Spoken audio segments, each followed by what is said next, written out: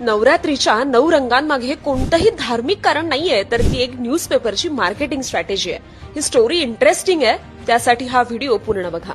नवरात्र सुरू होण्याआधी कपड्यांच्या दुकानात गर्दी वाढते, कपाट विस्कटली जातात. एवढं सगळं होतं ते 9 वेगवेगळ्या रंगांसाठी. 9 दिवसांचे 9 रंग. पण याची सुरुवात झाली कुठून? तर झालं असं, साल होतं 2003.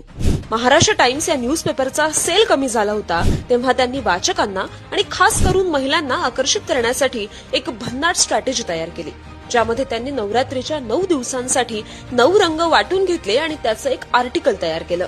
आणि त्याला धार्मिक टच देण्यासाठी या रंगांना देवींच्या अवतारांशी आणि ज्योतिषशास्त्राशी जोडलं गेलं. त्यांची ही स्ट्रॅटेजी इतकी फेमस झाली की ती फक्त एक स्ट्रॅटेजी न राहता एक परंपरा झाली आणि आज आपण ती फॉलो करतोय. महिलांमध्ये तर याची एक वेगळीच क्रेज आहे. कपड्यांना मॅचिंग टिकली, इयररिंग्स, बांगड्या, नथही घातली जाते. पण यामागे धर्म, परंपरा नसून ती एका पेपरची भन्नाट स्ट्रॅटेजी आहे. ही गोष्ट तुम्हाला माहिती होती का? नक्की कमेंट करा. तुम्ही नवरात्रीमध्ये कलर कोड फॉलो